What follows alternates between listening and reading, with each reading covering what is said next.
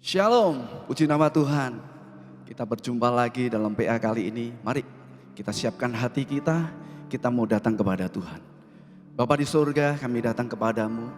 Kami rindu untuk menyembah dan meninggikan Engkau. Khususnya kami juga rindu akan firman-Mu. Mari Tuhan, Kau pimpin ibadah kami. Dan kami boleh masuk di dalam hadirat-Mu. Kami boleh menikmati hadirat-Mu. Kami meninggikan Engkau karena kami tahu kami punya Allah yang dahsyat. Terima kasih Tuhan, di dalam nama Yesus kami berdoa. Amin. Haleluya.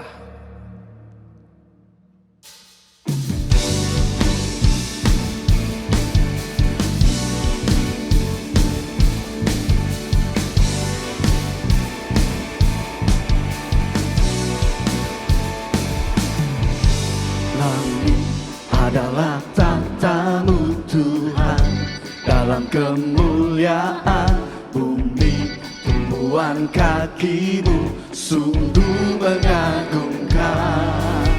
Ombak dan lautan menderu bernyanyi bagi-Mu. Mari semua yang bernafas sujud dan menyembah. Nama-Mu besar, nama-Mu, haleluya. Engkau Tuhan yang perkasa, kebesaran-Mu mempesona, ajaib dan mulia. Engkau Raja, segala raja, nama-Mu dahsyat Tuhan, haleluya. Segala nama,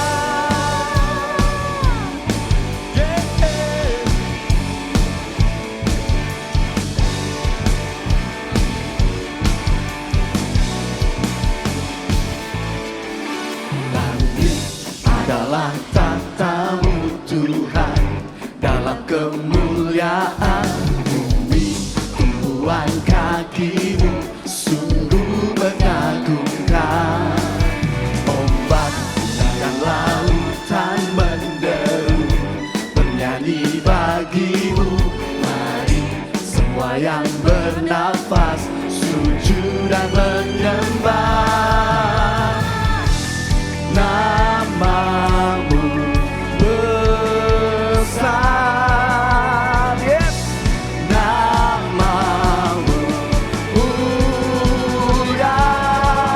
Engkau Tuhan yang perkasa,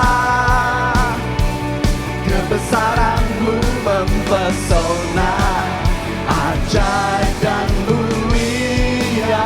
Engkau Raja, segala raja, nama-Mu dahsyat Tuhan, nama-Mu dahsyat di atas segala nama. Jesus,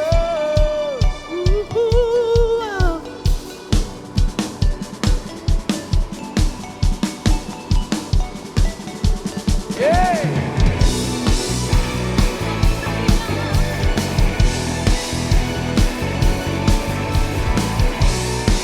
Oh, yes Tuhan.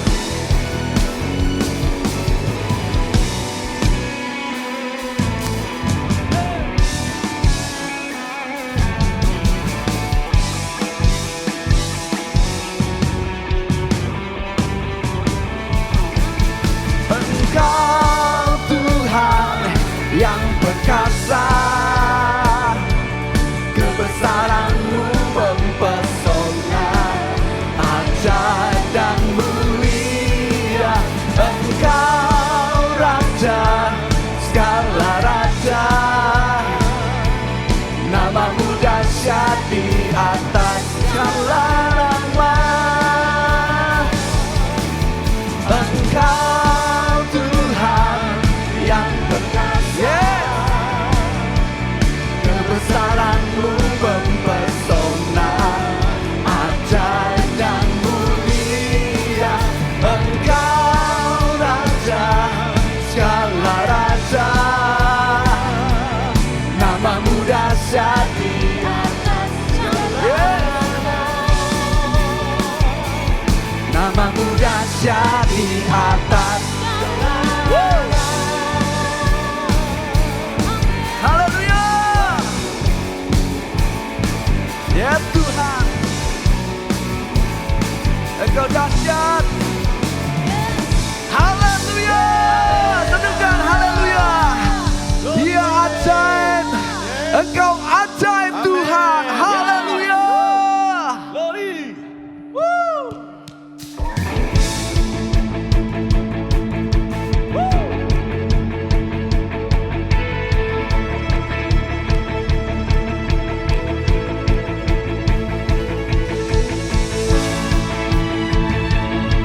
Yes Tuhan.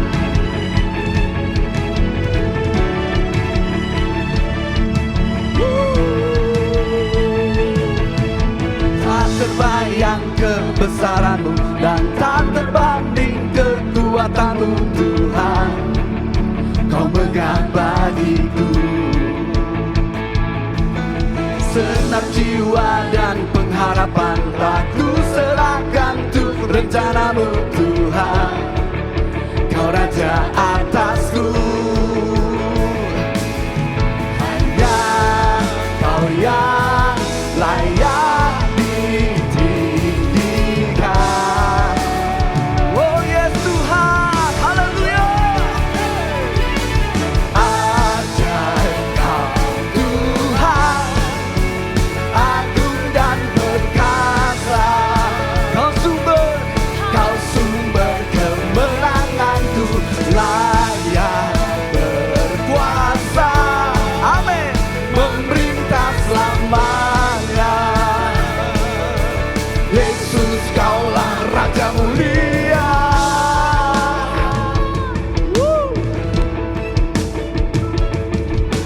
Tak terbayang kebesaran-Mu dan tak terbanding kekuatan-Mu Tuhan. Kau megah bagiku, Yesus. Senap jiwa dan pengharapan, telah ku serahkan untuk rencana-Mu Tuhan. Kau Raja atasku,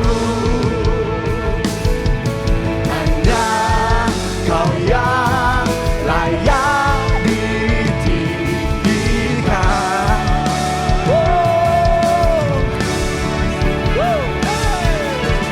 Ajaib Kau Tuhan, agung dan perkasa.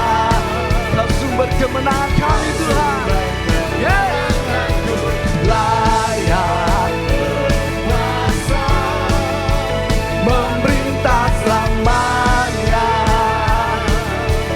Yesus, Kaulah Raja.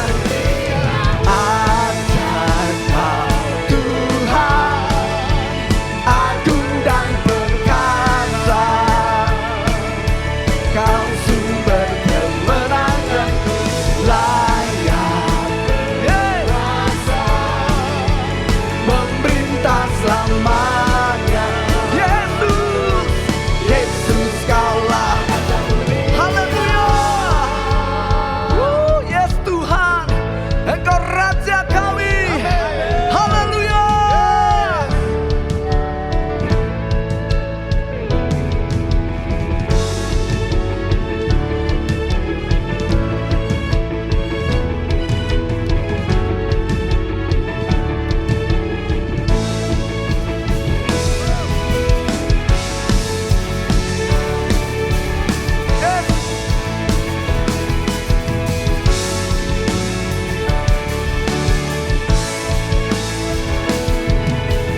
Ajaib Kau Tuhan, agung dan perkasa. Yes, Engkau agung perkasa Tuhan.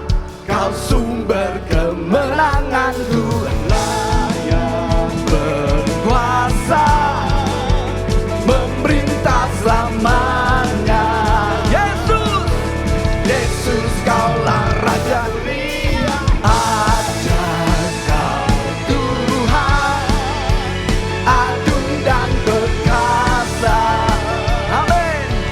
Kau sumber kemenanganku, layak berkuasa, memerintah selamanya. Oh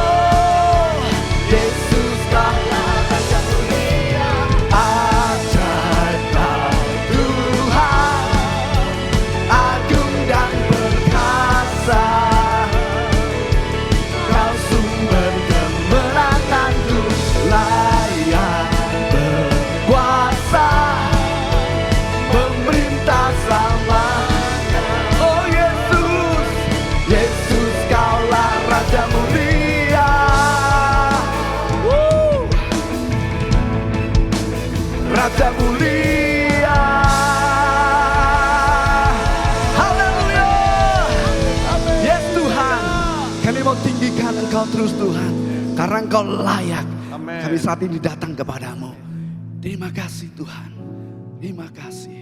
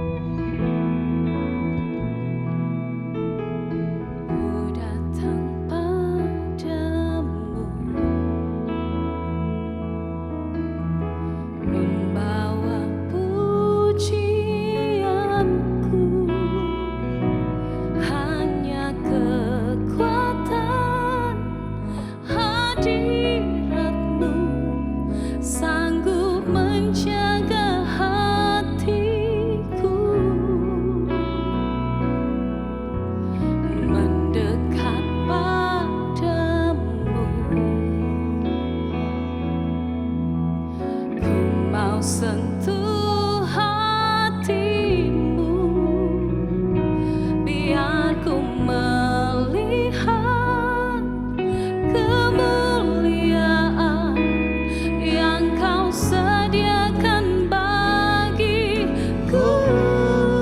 Tuhan, hanya bagimu Tuhan, bagimu pujian, hormat, kemuliaan. Kaulah kebanggaan di dalam hidupku. Janjimu bersinar, buktikan Kau besar. Tiada yang sepertimu Yesus Tuhanku.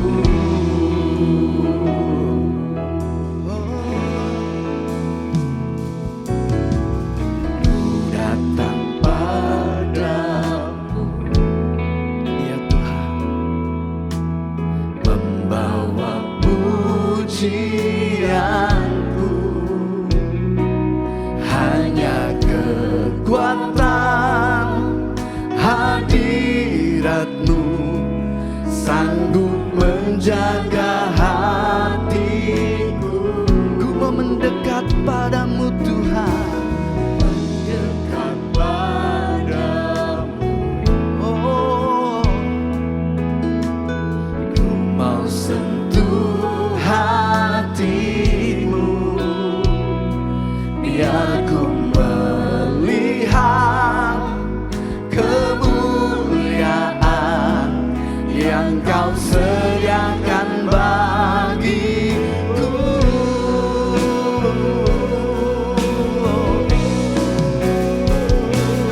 Bagimu pujian, hormat, kemuliaan.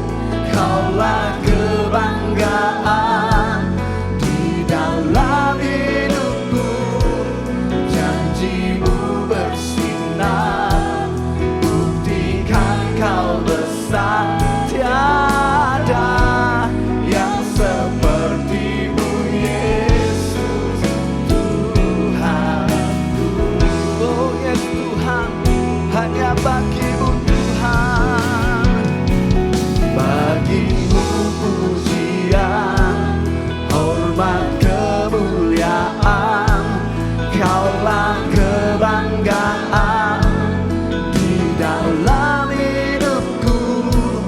Janjimu bersinar, buktikan Kau besar. Tiada yang sepertimu Yesus Tuhanku. Oh, hanya bagimu Tuhan. Oh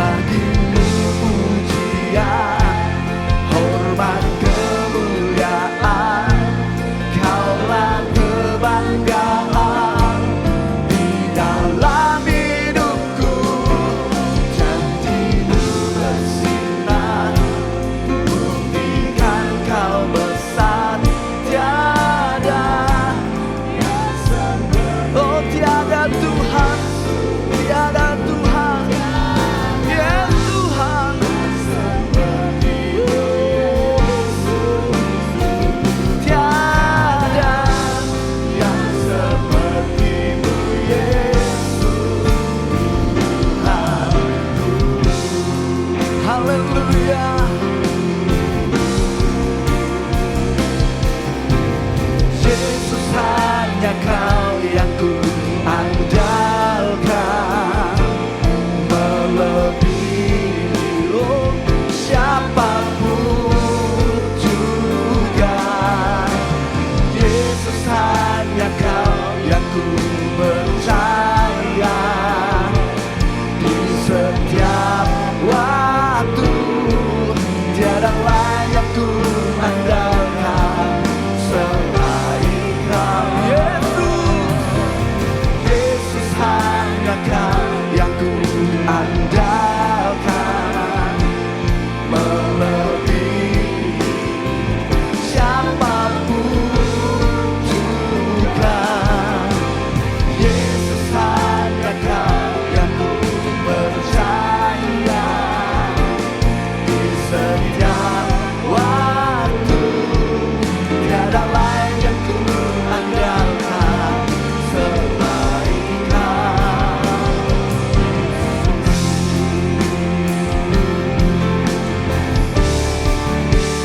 Ya Tuhan, Yesus, hanya Kau yang ku andalkan, melebihi siapapun juga.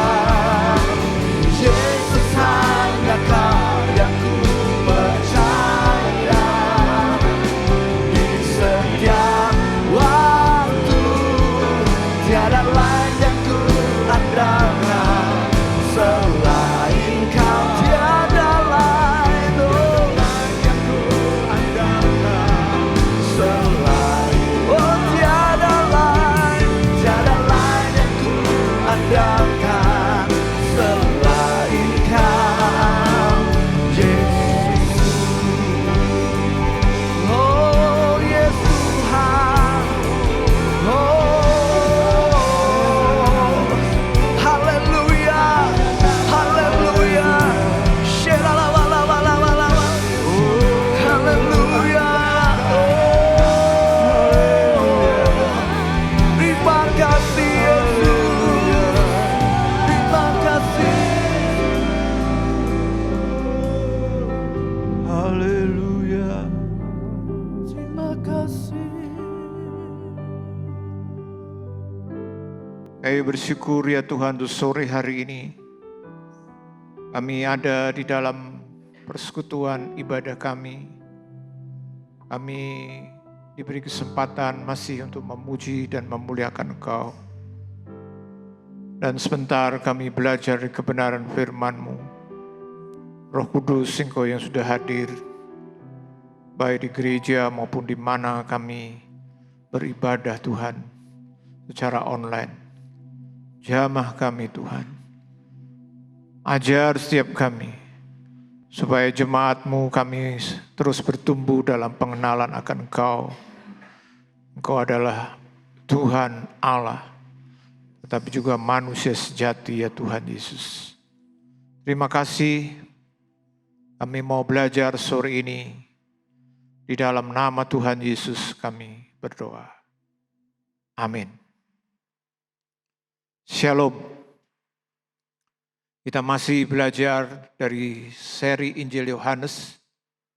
Kita sudah memasuki seri yang ke-11 yang saya berjudul Yesus adalah Allah dan manusia sejati. Dan ini doa saya supaya setiap kita jemaat Tuhan terus bertumbuh dalam pengenalan yang benar akan Tuhan kita Yesus Kristus. Dia bukan hanya manusia sejati, tapi dia juga Allah sejati. Pada waktu kita mengenal dia semakin dalam, semakin betul-betul mengerti, kita akan mengalami perubahan-perubahan yang luar biasa. Puji Tuhan, saudara-saudara. Untuk sore ini, tema khotbah kita masih mengikuti seri tentang 7 berkat pernikahan. Kita sudah belajar berkat-berkat. Yang pertama adalah berkat Taman Eden. Ini yang Tuhan ingin dalam setiap pernikahan kita. Kemudian berkat yang kedua dalam pernikahan adalah berkat anggur.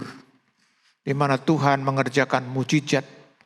Berkat yang ketiga dan keempat kita belajar hari ini, dan salah satunya adalah berkat keturunan. Tujuan khotbah atau PA sore hari ini adalah supaya setiap kita percaya kepada Yesus sebagai Allah dan manusia sejati, sehingga memiliki keluarga yang memuliakan Tuhan. Tuhan itu memberikan berkat-berkat dalam pernikahan kita, dalam keluarga kita, supaya setiap keluarga kita itu hidup memuliakan Tuhan. Dan inilah yang Tuhan kerjakan juga pada waktu membuat mujizat di Kana dalam pernikahan. Waktu itu dia buat mujizat air jadi anggur, dan lalu dalam ayat 11 dikatakan, dan itulah yang pertama Tuhan kerjakan sebagai tanda, dan Tuhan menyatakan kemuliaannya.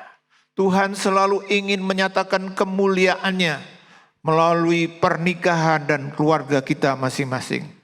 Kita belajar dari perjamuan kawin di Kana, pasal 2 ayat 1 sampai yang ke-11.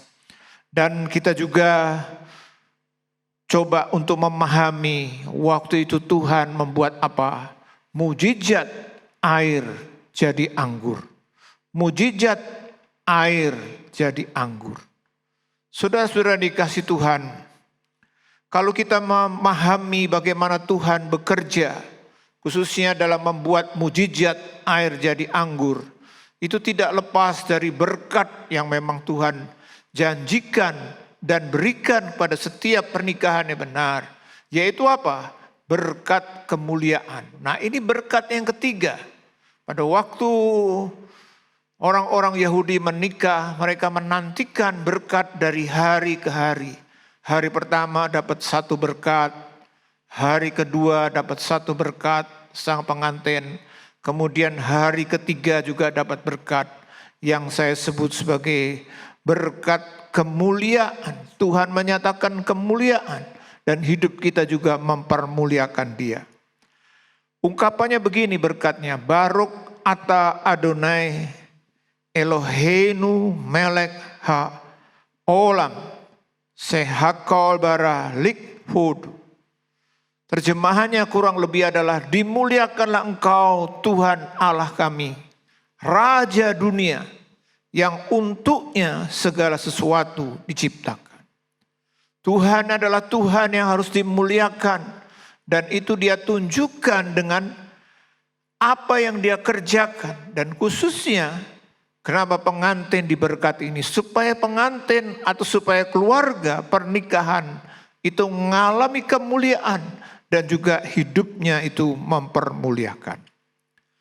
Bapak Ibu, saudara-saudara dikasih Tuhan, kalau kita belajar dari perjalanan atau kisah tentang perjamuan kawin di Kana ini, mujizat atau kemuliaan Tuhan itu dimulai justru dengan adanya masalah.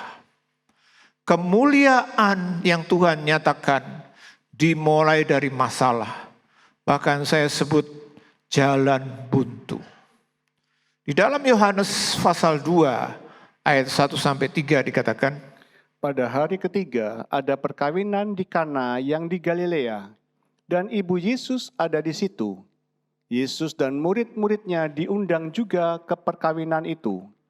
Ketika mereka kekurangan anggur, ibu Yesus berkata kepadanya, mereka kehabisan anggur. Saudara yang dikasih Tuhan, kita sudah mengerti dan belajar bagaimana bangsa Yahudi itu tidak bisa dilepaskan dari yang namanya anggur. Bahkan anggur menjadi minuman keseharian mereka, apalagi sebuah pernikahan. Kalau tidak ada anggur berarti identik dengan tidak ada perayaan, tidak ada pesta, tidak ada sukacita. Dan kalau kita belajar di sini dikatakan waktu mereka menikah atau pasangan ini sedang menikah, mengalami masalah yang betul-betul sangat prinsip, sangat mendasar dari sebuah perayaan pernikahan. Yaitu apa? Bukan hanya kekurangan anggur. Kalau kita baca tadi dalam ayat 3 dikatakan, ketika mereka kekurangan anggur. Lalu dilanjutkan dikatakan, ibu Yesus berkata kepadanya, mereka kehabisan anggur. Saya yakin ini tidak pernah diduga oleh mereka.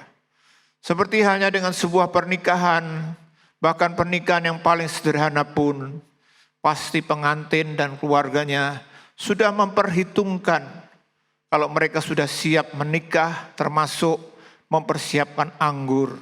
Mereka tidak pernah berpikir dan merencanakan nanti pasti anggurnya habis, tidak pernah. Tapi pada waktu dalam perjalanan perayaan itu, firman Tuhan mengatakan mereka kehabisan anggur. Bapak, Ibu, saudara-saudara yang dikasih Tuhan, kehabisan anggur. Ini adalah masalah yang sering terjadi dalam kehidupan keluarga. Saya yakin setiap kita yang menikah tidak pernah merencanakan di tengah jalan kita menghadapi berbagai macam masalah, problem, bahkan kadang-kadang harus berhenti dengan yang namanya perceraian. Tidak pernah. Tapi faktanya kehabisan anggur dalam kehidupan pernikahan itu selalu terjadi. Saudara yang dikasih Tuhan, tapi kita harus percaya dan bersyukur. Ternyata Tuhan itu menyatakan kemuliaan. Justru dimulai terjadinya kehabisan anggur ini. Karena waktu atau andai kata waktu itu anggur tidak habis, maka tidak pernah terjadi kemuliaan air jadi anggur. Bapak, Ibu, saudara-saudara dikasih Tuhan, perjalanan pernikahan kita bisa berhenti karena kehabisan anggur. Kita sudah belajar dalam PA kita yang lalu, anggur itu punya satu pesan atau dalam kaitan dengan anggur, menggambarkan kebenaran-kebenaran yang luar biasa. Yang pertama, anggur itu gambaran dari cinta kasih. Saudara yang dikasih Tuhan, kenapa terjadi banyak problem dalam kehidupan keluarga dan pernikahan? Munculnya will, kemudian juga masalah-masalah yang lain. Itu dimulai dengan satu hal, yaitu apa? Anggur cinta. Kasih itu mulai berkurang. Bahkan lama-lama jadi habis. Memang itulah faktanya yang terjadi. Ada begitu banyak pernikahan, mungkin tahun pertama, kadang-kadang orang dunia punya sebutan begini, bulan madu. Kenapa tidak disebut tahun madu? Atau mungkin dekade madu? Bulan madu menggambarkan bahwa masa yang menyenangkan, masa yang begitu indah itu hanya dalam kurun waktu bulan, menunjukkan bahwa sebenarnya dari ungkapan itu kita mengakui bahwa dalam perjalanan pernikahan hanya ada masa yang pendek. Kita menikmati keindahan, keharmonisan, cinta kasih bersama. Apakah seperti itu sebenarnya? Tidak. Tuhan tidak pernah mendesain pernikahan itu kehilangan cinta kasih dalam waktu yang cepat. Tapi karena berbagai macam faktor penyebab yang bisa muncul dalam hidup pernikahan. Kadang-kadang saya pernah mendengar dari seorang teman yang sama-sama konselor. Kami kebetulan juga menjadi konselor pernikahan di gereja, di mana tugas kami menanyakan, mengarahkan kalau ada pasangan yang mau menikah, itu seperti apa. Nah, teman kami pernah menyatakan, saya pernah menangani satu pasangan. Waktu kami tanya, berapa lama sudah pacaran? Mereka berkata 9 tahun. Waduh, bukankah ini sebuah masa yang luar biasa? Pacaran 9 tahun, kurang apa? Tapi ternyata teman saya bilang begini, yang mengejutkan itu ternyata bukan jaminan pacaran yang lama. Pasangan yang saya tangani atau saya persiapkan pacaran 9 tahun, setelah menikah 2 tahun cerai. Loh, ini kan sebenarnya tidak normal kalau dipikirkan berkaitan dengan masa pacaran itu adalah masa persiapan pernikahan. 9 tahun kurang apa, tapi faktanya setelah 2 tahun selesai. Memang tidak ditelusuri apa penyebabnya, tapi pasti salah satunya adalah karena cinta itu sudah mulai habis. Bapak Ibu, sudah dikasih Tuhan, maka tugas kita seperti halnya anggur itu seperti cinta yang sangat kuat dan indah. Karena memang pernikahan itu membutuhkan perawatan. Dan salah satu yang perlu dirawat adalah cinta, anggur cinta. Mungkin semuanya bisa tidak ada. Kadang-kadang ada pasangan menikah, kalau ditanya kamu nanti setelah menikah tinggal di mana? Ya enggak tahu Pak, mau kontrak lah, duitnya ada, ya pas-pasan. Setelah itu nanti gimana? Enggak tahu. Lalu mau menikah? Iya, karena apa? Cinta Pak. Satu sama lain cinta. Memang cinta itu adalah dorongan energi yang luar biasa. Tapi faktanya seperti halnya dengan pernikahan di Kana, cinta itu bisa habis. Lalu yang kedua, anggur itu adalah gambaran dari sukacita. Masalah demi masalah terjadi dalam kehidupan keluarga, dalam kehidupan pernikahan, dan pernikahan itu bisa menjadi tergoncang dan akhirnya mungkin berhenti sampai kepada perceraian. Kenapa? Karena sudah tidak ada lagi sukacita dalam berhubungan satu sama lain. Saudara yang dikasih Tuhan, dan anggur yang ketiga dan adalah berkat. Keuangan, soal ekonomi. Saya membayangkan pada waktu pernikahan di Kana ini, kenapa mereka bisa kehabisan anggur? Mungkin salah satu sebabnya adalah duit mereka memang tidak cukup. Kalau andai kata duit mereka cukup, pasti waktu itu sudah diadakan apa? Pemimpin pesta akan berpikir, beli. Ini saya kasih uang, tuan rumahnya. Pasti. Tapi kenapa tidak sampai seperti itu? Karena mereka tidak punya uang. Anggur berkat. Di dalam penelitian tentang penyebab perceraian, ada beberapa faktor utama di mana perceraian itu seringkali terjadi. Yang pertama adalah berkaitan dengan perselingkuhan, dan ini tentu bicara soal cinta. Yang kedua KDRT, yang ketiga adalah pertengkaran yang terus-menerus. Ini gambaran dari bagaimana keluarga itu sudah tidak harmonis, tidak ada sukacita bersama. Dan yang keempat, berdasarkan penelitian, penyebab pernikahan itu bercerai karena soal keuangan. Soal keuangan.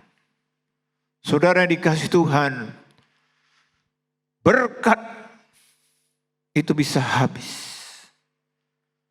Ekonomi bisa tergoncang. Dan itu membuat pernikahan itu menjadi masalah. Dan kalau kita pelajari dalam perjalanan tentang anggur yang lalu, anggur itu juga menggambarkan tentang sukacita di dalam kehidupan yang kekal. Saudara yang dikasih Tuhan, kita harus mengerti bahwa kalau hidup pernikahan kita tidak kita jaga, cinta kita hilang, sukacita hilang, berkat hilang.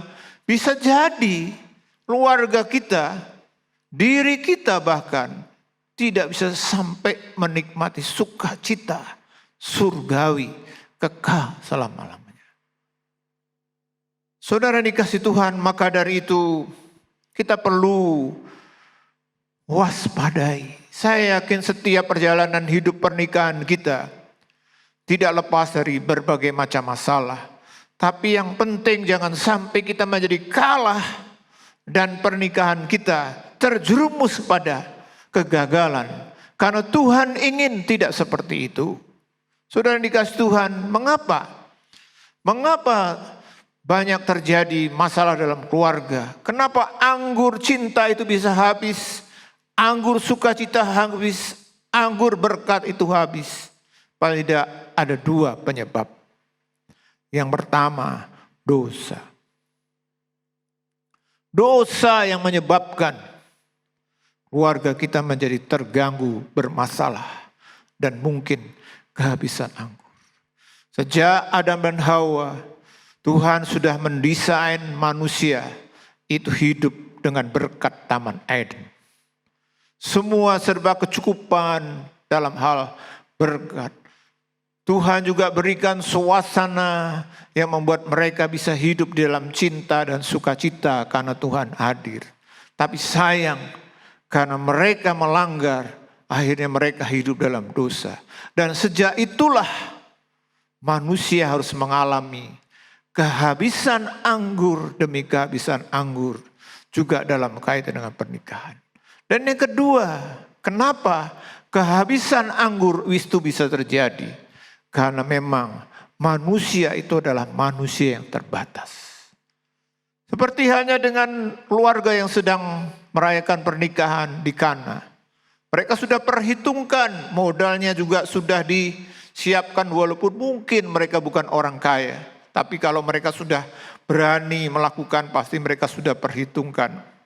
Tapi ternyata kemungkinan yang datang lebih banyak atau orang datang minum anggurnya lebih banyak dari yang seharusnya, akhirnya di tengah jalan perayaan habis. Dan itu sebenarnya mengingatkan bahwa manusia kita itu terbatas. Kenapa perjalanan hidup pernikahan kita tidak sampai pada akhir dengan satu akhir yang indah, tetap penuh sukacita? Karena manusia kita itu adalah manusia yang terbatas. Kita mau tapi kadang-kadang kita tidak mampu. Maka yang perlu kita lakukan, saudara-saudara, sekali lagi, kehabisan anggur itu bisa terjadi dalam setiap hidup pernikahan kita. Siapapun, bukan hanya saudara mungkin berkata, orang yang gak benar.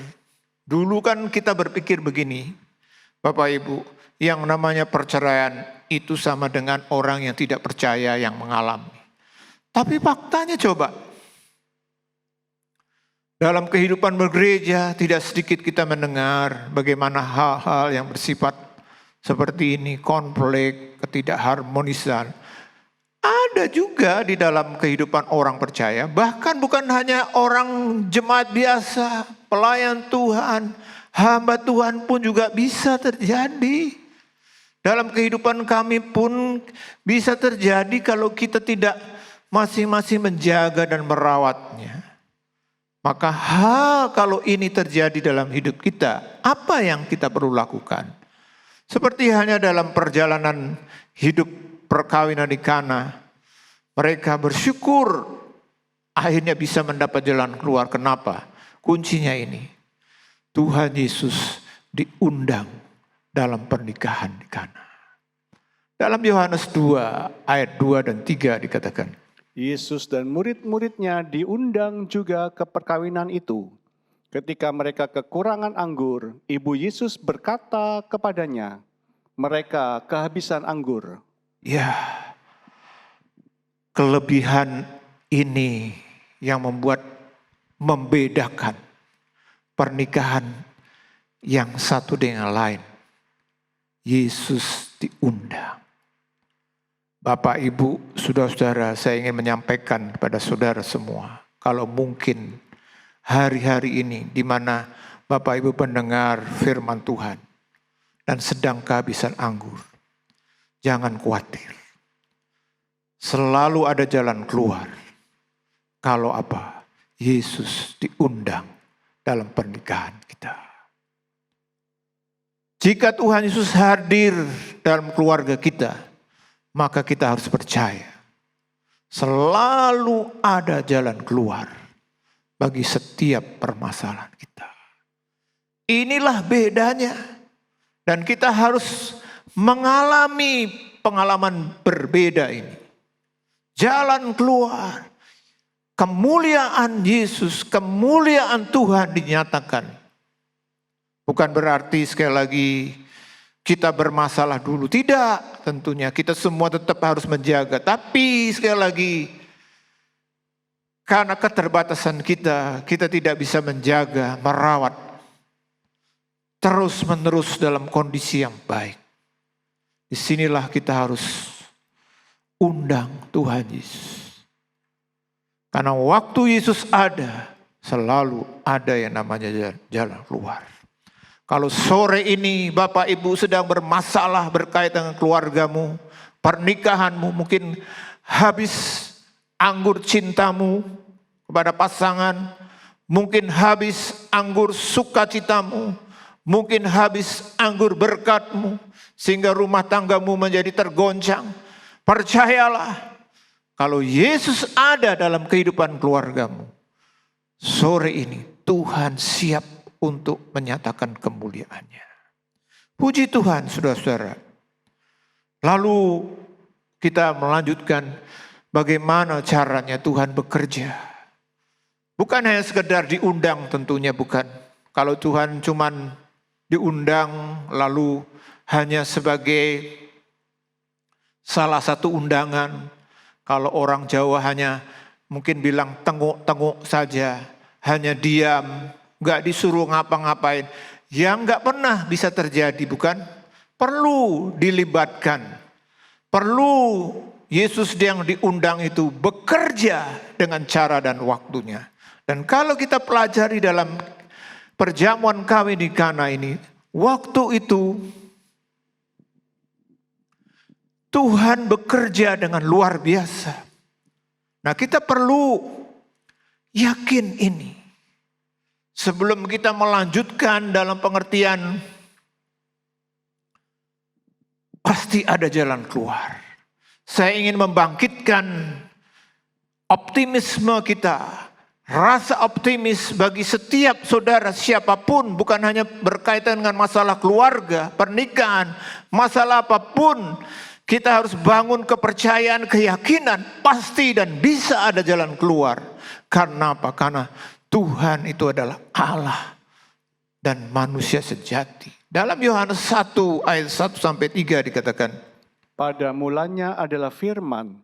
Firman itu bersama-sama dengan Allah, dan firman itu adalah Allah. Ia pada mulanya bersama-sama dengan Allah. Segala sesuatu dijadikan oleh Dia, dan tanpa Dia tidak ada sesuatu pun yang telah jadi dari segala yang telah dijadikan. ya, Injil Yohanes mengajarkan kebenaran yang harus juga menjadi keyakinan kita. Yesus itu adalah firman, Dia adalah Allah. Sehingga segala sesuatu dijadikan oleh Dia. Tanpa Dia dikatakan tidak ada sesuatu pun yang telah jadi. Kita harus percaya dan berharap kepada Tuhan Yesus Kristus, Allah sejati. Selain juga manusia sejati, adalah pencipta. Dia yang menciptakan bumi dan langit. Dari yang tidak ada menjadi ada. Saudara yang dikasihi Tuhan, biarlah keyakinan ini ada dalam setiap kita. Karena kita pasti akan mendapat jalan keluar. Dan Tuhan bekerja, Bapak Ibu, dengan cara dan waktunya. Tuhan itu punya cara dan waktu dalam bekerja. Di dalam Yohanes 2 ayat 4 dikatakan, Kata Yesus kepadanya, Mau apakah engkau daripadaku, Ibu? Saatku belum tiba. saatku belum tiba. Saudara, ungkapan ini penting sekali dalam kaitannya dengan cara bekerja dari Tuhan dalam permasalahan kita. Kata saatku itu dalam bahasa Yunani, kata yang asli dipakai kata hora. Ada 4 makna atau arti dari hora. Yang pertama adalah waktu atau musim tertentu. Nah, kalau dalam konteks dekat, dalam pengertian perkawinan di Kana, tentu tidak mungkin kan misalnya andai kata waktu itu Tuhan sedang ada di perkawinan musim panas. Dia tidak mungkin berkata, musimku dalam pengertian musim ini musim panas, nanti musim dingin. Tentu waktunya terlalu panjang, ya kan? Yang kedua, hora itu punya pengertian siang hari, merupakan bagian dari hari. Apakah waktu itu Tuhan Yesus datang malam, nanti siang besok? Lalu yang ketiga, hora itu punya pengertian menunjukkan waktu tertentu. Jam 1, jam 2. Dan yang keempat punya pengertian waktu tertentu, titik waktu, momen. Saya merasa kalau kita melihat konteks, kenapa? Pada waktu Tuhan Yesus diberitahu oleh ibunya, ini kekurangan anggur. Lalu Tuhan respon, mau apa engkau daripadaku? Saatku belum tiba. Kalau dalam konteks, pasti itu adalah jam. Jadi Tuhan bilang jamku belum tiba, artinya tepatnya kapan bekerja itu belum, bukan sekarang, nanti tunggu. Nah saudara, kita harus mengerti bahwa Tuhan itu kalau bekerja menurut waktu tertentu sesuai dengan kehendaknya.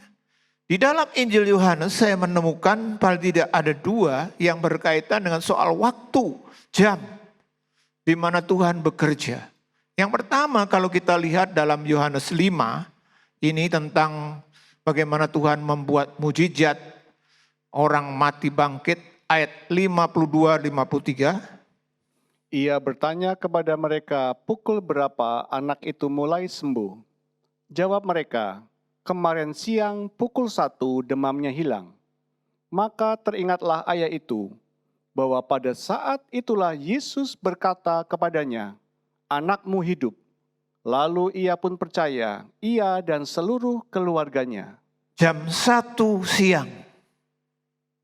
Dan itu pas, sehingga dicatat di sini dikatakan kemarin siang pukul 1 demamnya hilang. Pas waktu Tuhan dibilang, lalu Tuhan bilang anakmu hidup. Artinya apa saudara-saudara? Tuhan bersegera dalam menolong. Diminta langsung dijawab. Diminta langsung dijawab.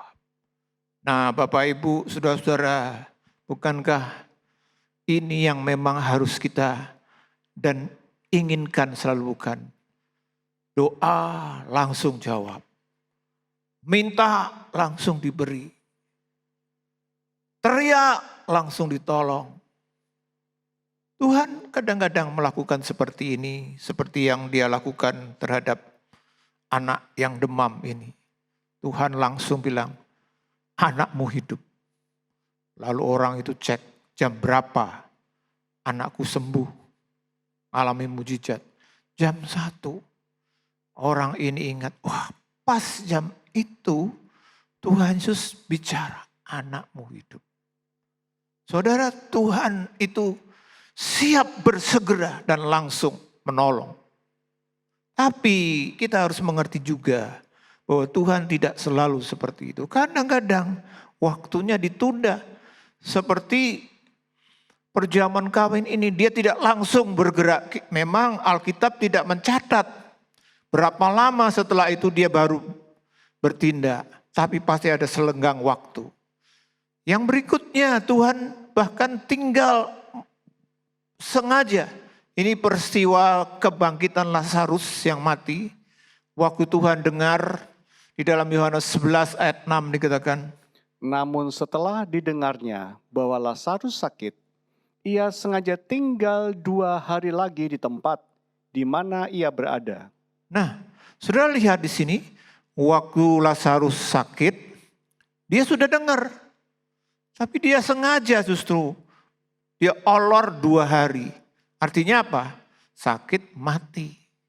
Sampai-sampai di dalam Yohanes 11 ayat 32 dikatakan, setibanya Maria di tempat Yesus berada dan melihat dia, tersungkurlah ia di depan kakinya dan berkata kepadanya, "Tuhan, sekiranya Engkau ada di sini, saudaraku pasti tidak mati." Ya, sampai Maria bilang, wah seolah-olah Maria bilang, Tuhan datang telat. Coba kalau 2 hari yang lalu benar datang, saudaraku nggak akan mati. Saudara lihat kadang-kadang Tuhan itu bekerja lambat sekali. Sudah kita pikir sudah nggak mungkin, tapi Tuhan bekerja. Bapak Ibu, seringkali bagi kita, Tuhan itu kita anggap berlama-lama dan terlambat dalam menolong. Tapi kita harus percaya, Tuhan itu punya cara dan waktunya. Saya teringat dengan kisah hidup saya, Bapak Ibu.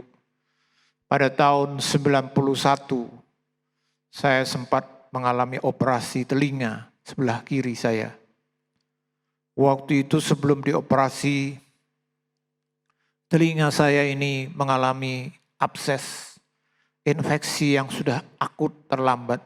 Memang saya waktu itu akui nggak cepat ke dokter, saya anggap infeksi biasa, saya cuman kasih obat, minum konstan, sampai satu kali rupanya telinga kiri saya ini sudah bermasalah sejak kecil sebenarnya, tapi tidak ditangani dengan baik, karena kadang-kadang keluar cairan begitu. Tapi dibiarkan, saya pun juga karena setelah itu sembuh, kadang keluar lagi. Sehingga waktu besar atau tahun 91 itu mengalami sebuah puncak sakit infeksi yang luar biasa. Nah, waktu saya sudah melayani sebagai full time, saya minta Tuhan buat mujizat. Buat mujizat untuk telinga saya. Saya waktu itu saya berdoa, puasa, saya percaya Tuhan buat mujizat. Bahkan zaman waktu itu ada seorang hamba Tuhan yang dipakai Tuhan untuk kesembuhan. Benny Hinn sedang datang ke Jakarta. Saya persiapkan untuk saya datang ke sana. Saya meyakini Tuhan buat mujizat sehingga infeksi saya sembuh, dijamah sembuh. Dan saya datang dengan rasa sungguh-sungguh, ditambah dengan puasa. Tapi ternyata tidak sembuh, bahkan makin parah. Saya ingat sekali saking sakitnya saya minum Ponstan 2 sampean supaya apa? Rasa sakitnya itu hilang. Bapak Ibu, kalau kita sakit gigi itu bukan hanya gigi yang sakit, bukan, seluruh tubuh ini bisa merasakan rasa sakit. Seperti itu juga yang terjadi. Waduh, telinga saya sakit tapi seluruh tubuh sakit sekali. Sehingga akhirnya saya tidak kuat. Saya datang ke dokter, dokter bilang, kamu Bapak harus operasi. Itu pun dokter bilang begini, kemungkinan 2 Pak, nanti setelah operasi. Yang pertama, gagal. Karena dalam pengertian gagal mempertahankan. Sehingga meskipun nanti mungkin sembuh, Bapak tuli. Kenapa? Karena gedang telinganya ikut terangkut. Yang kedua, kemungkinannya tidak bisa berhasil. Karena sudah saking seperti itu. Saudara, saya frustasi waktu itu, saya kecewa. Dan biasa bukan, kita juga kadang-kadang kalau ada masalah, kita selalu kaitkan dengan Tuhan. Saya pun juga begitu waktu itu, saya kecewa, saya bilang, Tuhan kenapa? Saya ini hamba-Mu, sudah melayani full time, serahkan semuanya. Tuhan gak dengar doa saya sampai seperti ini, harus operasi dan kemungkinan tidak sembuh. Tapi karena terpaksa, akhirnya saya ikut waktu itu operasi, Bapak Ibu. Dan singkat cerita, setelah operasi, sebulan kemudian, pada waktu saya harus cek terakhir, saya bertemu dengan Bapak Gembala waktu itu yang menunggui waktu saya operasi. Saya ditanya, Sundoro, kamu mau kemana? Saya mau ke dokter. Lalu waktu itu beliau berkata, bagaimana telingamu? Puji Tuhan Om.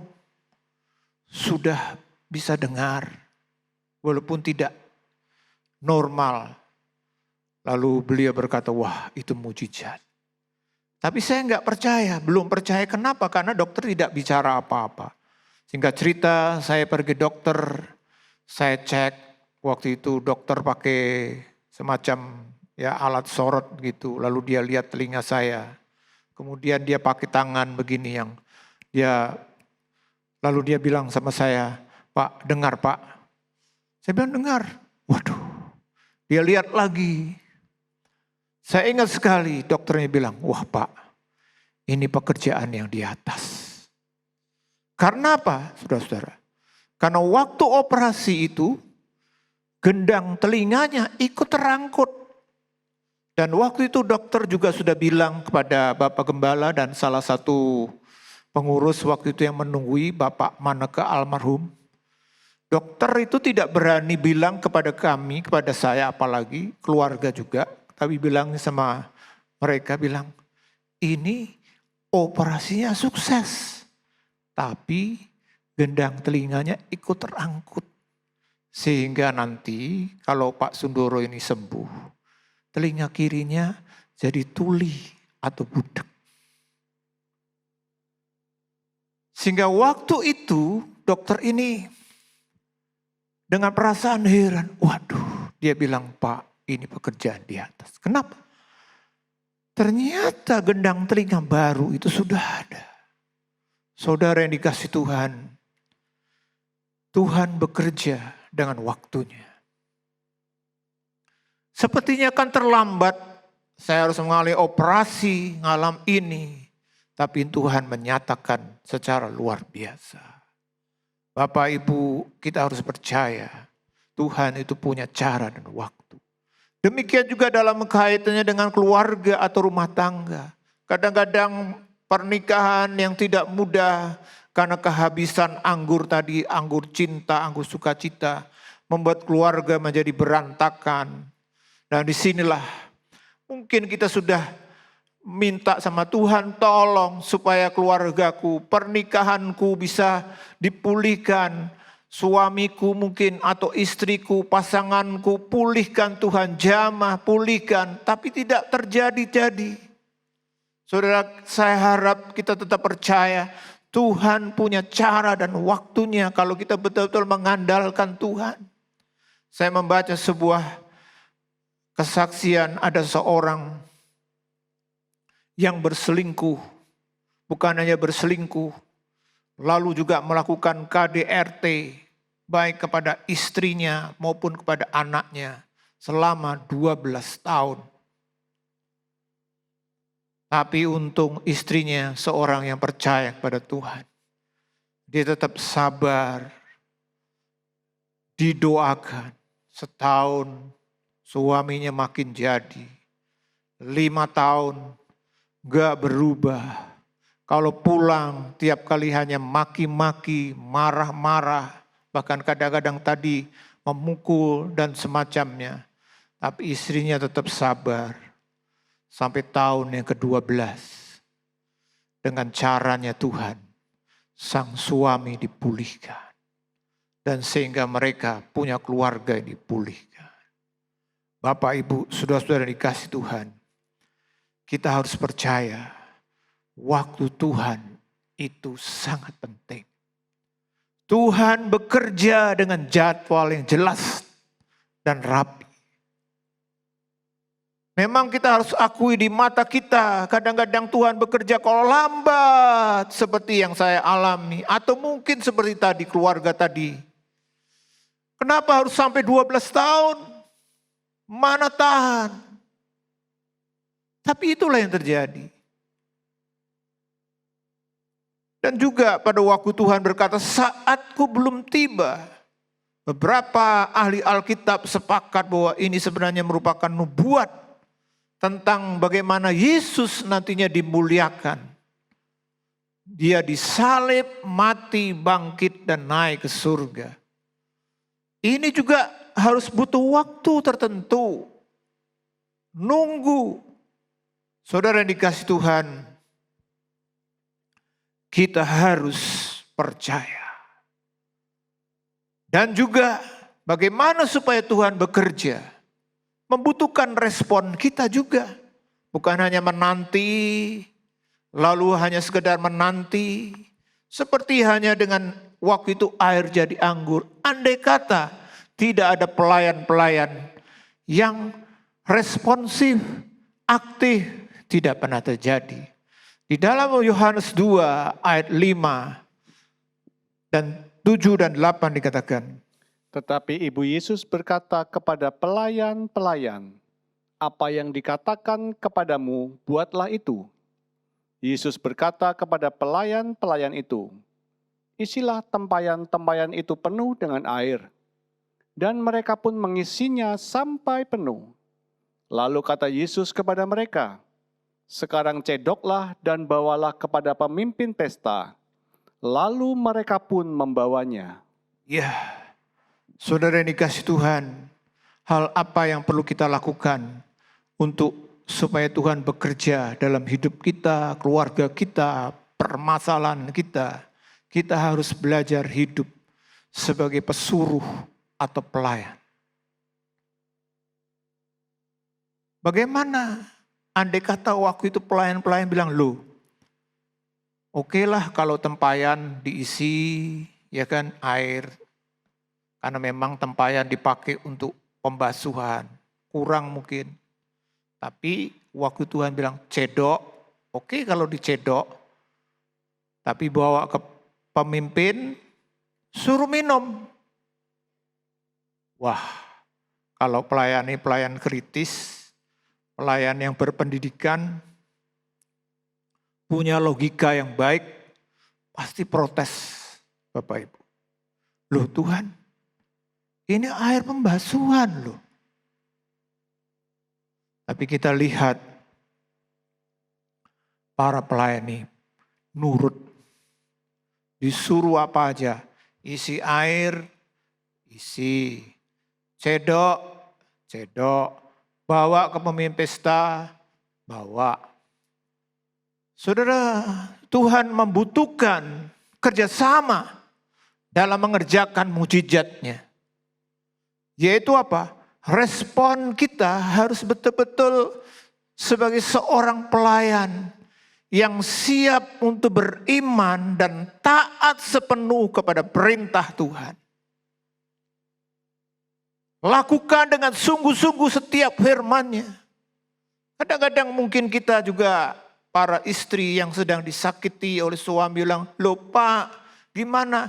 Ya Tuhan bilang apa? Tunduk. Ya harus lakukan itu saja.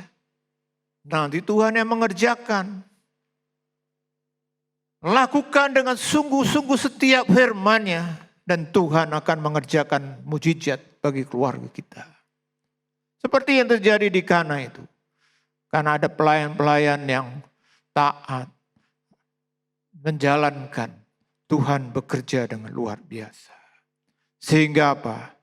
Tuhan memberikan anggur yang terbaik. Yohanes 2 ayat 9 sampai 10 dikatakan, Setelah pemimpin pesta itu mengecap air yang telah menjadi anggur itu, dan ia tidak tahu dari mana datangnya, tetapi pelayan-pelayan yang mencedok air itu mengetahuinya. Ia memanggil mempelai laki-laki dan berkata kepadanya, "Setiap orang menghidangkan anggur yang baik dahulu, dan sesudah orang puas minum, barulah yang kurang baik. Akan tetapi engkau menyimpan anggur yang baik sampai sekarang." Saudara, Tuhan Yesus mampu memulihkan cinta bahkan lebih dari sebelumnya. Tuhan Yesus bisa memulihkan anggur sukacita yang hilang. Tuhan bisa memulihkan anggur berkat, bahkan memberi yang terbaik kalau Tuhan bekerja. Ini adalah hal yang luar biasa. Sehingga apa? Melalui ini nama Tuhan itu dipermuliakan. Kalau kita baca dalam Yohanes 2 ayat 11 dikatakan, Hal itu dibuat Yesus di Kana yang di Galilea, sebagai yang pertama dari tanda-tandanya. Dan dengan itu ia telah menyatakan kemuliaannya, dan murid-muridnya percaya kepadanya. ya, setiap keluarga Tuhan ingin dia menyatakan kemuliaannya. Dan kadang-kadang harus dimulai dengan masalah, dengan jalan buntu, dengan kehabisan anggur.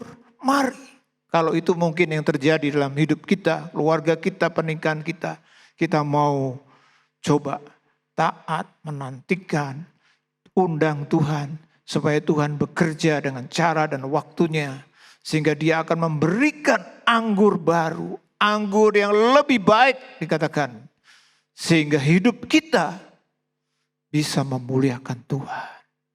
Saudara yang dikasih Tuhan, ini yang Tuhan kehendaki. Dan kalau kita mempelajari dalam perjalanan hidup, khususnya perayaan pernikahan yang 7 hari itu, berkat hari ketiga adalah berkat kemuliaan. Lalu dilanjutkan dengan berkat yang keempat, yaitu berkat keturunan. Di dalam berkat yang keempat ini, yang disampaikan pada hari keempat, dikatakan begini, sostasis, petagel, ha'akara, bakibut, baneha, lotokah, besimka, baruk ata adonai, mesimaik, tision, bavena, neha. Kira-kira artinya, semoga yang mandul Yerusalem maksudnya, sangat bersuka cita dan bergembira atas pengumpulan anak-anaknya dalam dirinya dalam sukacita.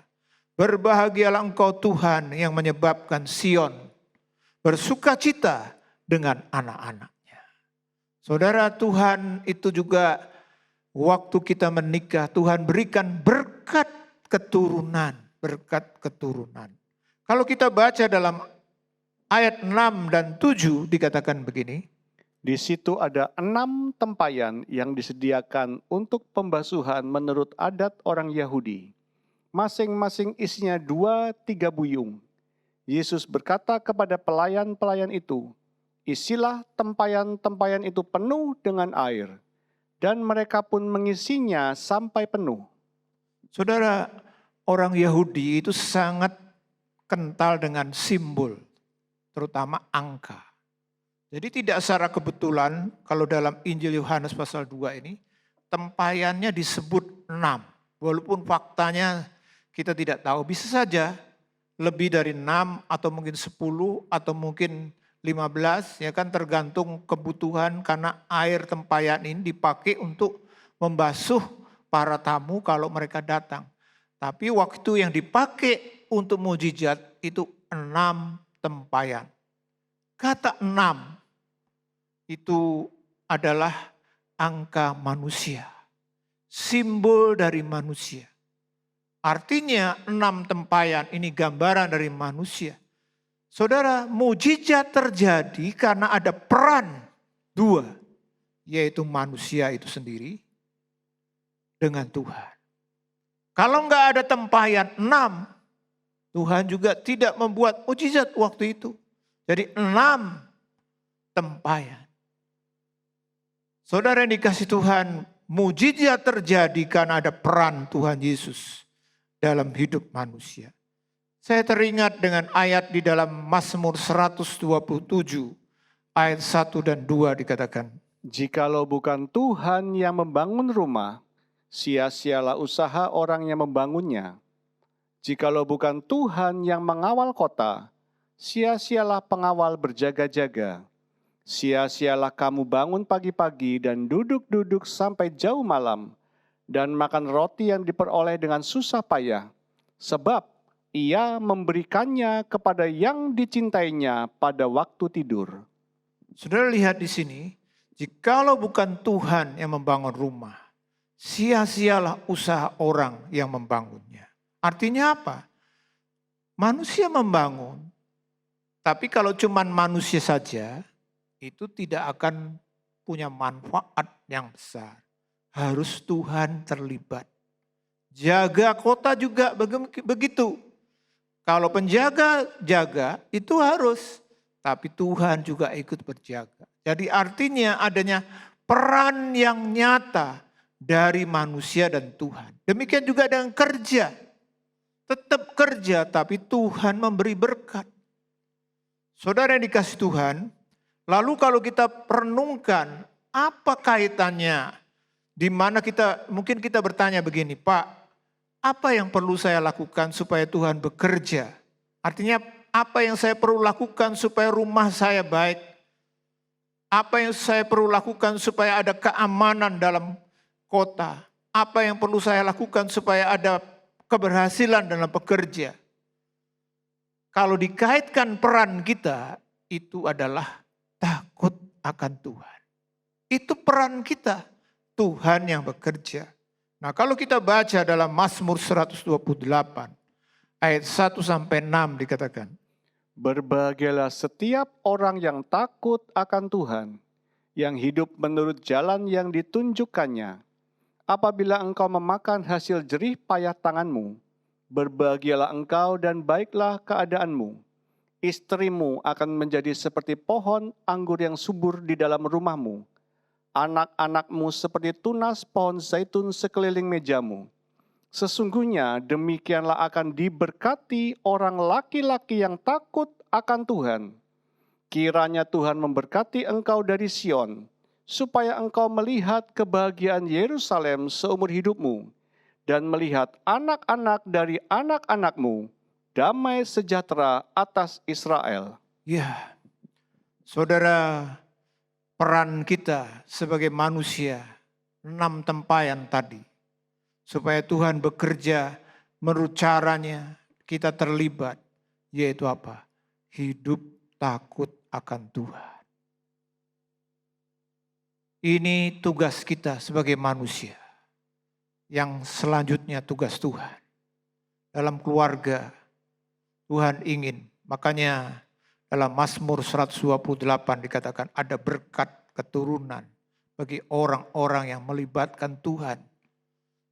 Bentuknya apa? Takut akan Tuhan. Dalam ayat 6 dikatakan, dan melihat anak-anak dari anak-anak. Damai sejahtera atas Israel. Dalam ayat 5 dikatakan, kiranya Tuhan memberkati engkau dari Sion. Seperti tadi berkat keturunan yang tadi kita baca. Saudaraku yang dikasih Tuhan, Tuhan ingin setiap keluarga kita itu mendapat berkat keturunan.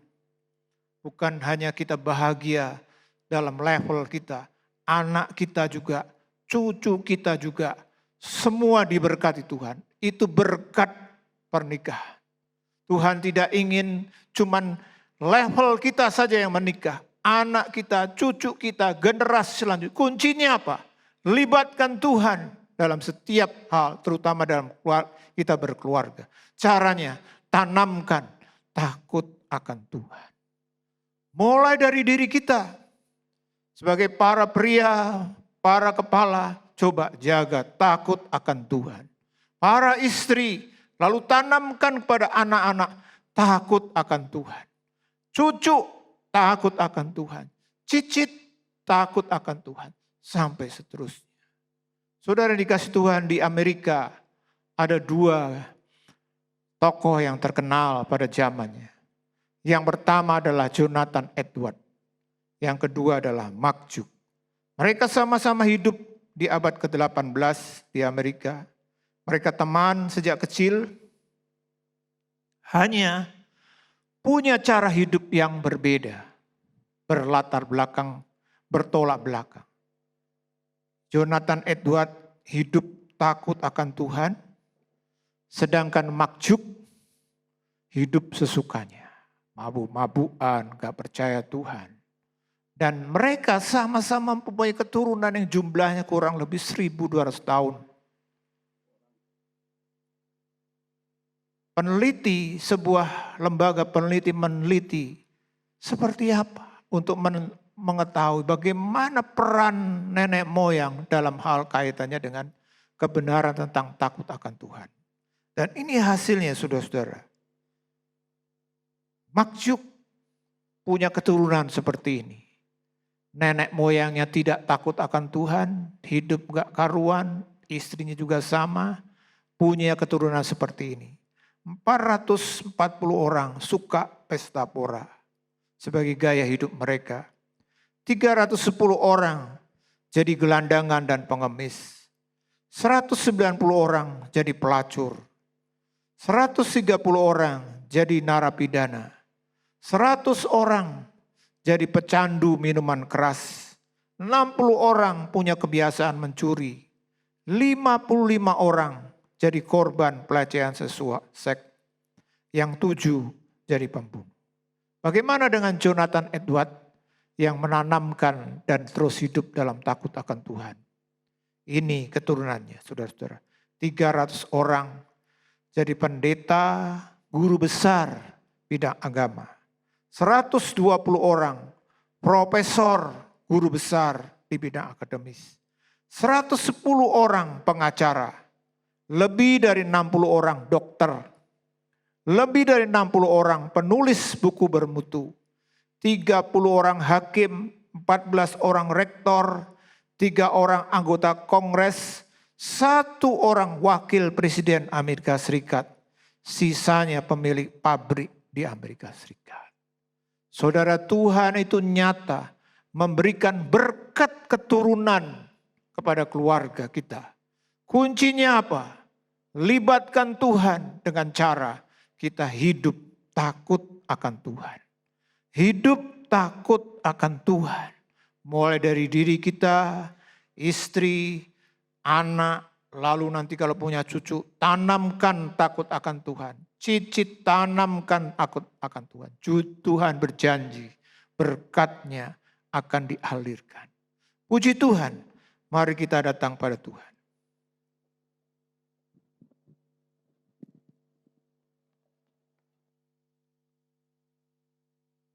Saya undang kita akan berdiri, baik kita di gereja maupun kita yang di rumah atau dimanapun. Kita mau menyanyi bersama, Tuhan, ku mau menyenangkan-Mu. Biar setiap kita, keluarga kita, pernikahan kita mau cek apakah sudah mengalir berkat-berkat Tuhan dalam pernikahan kita. Sehingga kita bisa menyenangkan Tuhan, bisa memuliakan Tuhan melalui hidup kita. Tuhan, ku mau menyenangkan. Tuhan, ku mau menyenangkan-Mu. Amin Tuhan. Tuhan, bentuklah hati ini jadi bencana untuk hormat-Mu. Cemerlang bagai emas murni. Tuhan, ku serahkan. Tuhan, Ku serahkan hatiku, semua ku berikan. semua Ku berikan pada. Kuduskan hingga kuduskan hingga tulus selalu, agar aku menyenangkan-Mu, menyenangkan-Mu, menyenangkan-Mu, senangkan. Hanya itu kerinduanku, menyenangkan-Mu, senangkan hatimu. Hanya itu kerinduanku, menyenangkan-Mu, menyenangkan-Mu, senangkan. Hanya itu kerinduanku, menyenangkan-Mu, senangkan hatimu. Hanya itu kerinduanku, menyenangkan-Mu. Ya Tuhan, biar setiap kami umat-Mu selalu mempermuliakan Engkau. menyenangkan-Mu Tuhan, menyenangkan-Mu, senangkan hati-Mu, hanya itu kerinduan-Ku, hanya itu kerinduan-Ku, hanya itu kerinduan-Ku. Oh haleluya, haleluya, haleluya.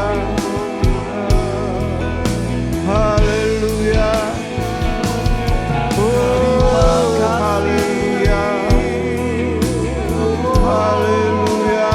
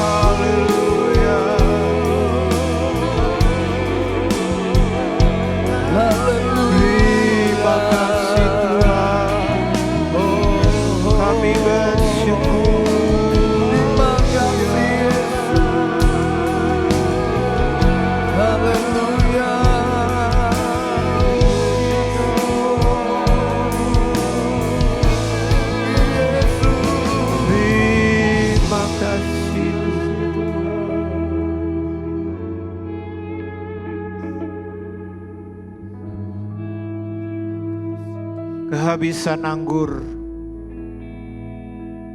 bisa terjadi dalam setiap keluarga kita, siapapun. Karena apa? Karena dosa,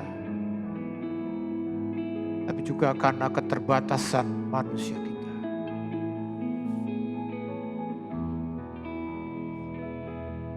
Justru pada waktu kehabisan anggur, mari kita mau percaya dan yakin karena Tuhan Yesus adalah Allah dan manusia sejati. Dia mau untuk menyatakan kemuliaannya melalui apa yang sedang kita hadapi. Walaupun mungkin itu dianggap jalan buntu, tidak ada jalan keluar. Karena Allah kita adalah Allah pencipta. Amin. Dari yang tidak ada menjadi ada. Amin. Mari kita bangun pengertian dan sikap yang benar. Menjadi seperti pelayan-pelayan yang siap ikut apapun disuruh. Dan juga memahami Tuhan punya waktu dan cara. Kadang-kadang dia bersegera langsung. Tapi kadang-kadang dia berlambat. Bahkan mungkin sepertinya sangat lambat. Mari kita responi dengan kesabaran dan ketekunan. Sehingga Tuhan bekerja dengan cara waktunya untuk menyatakan kemuliaannya bagi kita. Amin. Untuk memberkati keluarga kita. Amin. Kita juga harus bangun keluarga kita supaya dapat berkat keturunan. Bukan hanya kita yang diberkati, anak kita diberkati. Cucu kita diberkati, bahkan sampai keturunan seterusnya. Kuncinya apa? Libatkan Tuhan dalam setiap hal hidup kita. Utamakan Tuhan. Caranya gimana? Tanamkan hidup takut akan Tuhan. Amin. Terima kasih Tuhan untuk malam hari ini. Kau sudah ajar kami. Tolong kami supaya mengalami berkat-berkat-Mu dalam hidup kami berkeluarga. Dan sekarang kita angkat tangan kita untuk menerima berkat-Nya. Saudara-saudaraku yang dikasihi Tuhan, sekarang terimalah berkat di dalam kasih karunia Tuhan Yesus Kristus. Amin. Kasih Allah Bapa, Dan dengan persekutuan Roh Kudus biarlah menyertai sejak malam hari ini. Bahkan sampai Maranatha, Tuhan Yesus datang kedua kali. Amin. Menjemput kita semua. Amin. Haleluya. Amin. Isilah hidup kita dengan menyenangkan hati Tuhan. Sungguh anugerah Tuhan kalau kita masih boleh hidup. Menjadi bijaksana adalah awal dari takut akan Tuhan. Gunakan waktu. Mari kita takut akan Tuhan. Bergabunglah dengan Pendeta Timotius Subekti dalam program Suara Alfa Omega. Hanya di Live Channel. Penyaluran kolekte maupun persembahan lainnya dapat dilakukan melalui transfer ke nomor rekening gereja dengan nomor 009 707 2071 atas nama Megawati dan Lee Irwande atau dengan scan QR Code berikut ini. Bagi jemaat Tuhan yang rindu mendapatkan informasi seputar kegiatan gereja, renungan harian, dan lain-lain melalui WhatsApp gereja, Anda dapat mendaftar dengan cara ketik BC spasi on dan mengirimkan ke WA gereja dengan nomor 0815 7802 2000.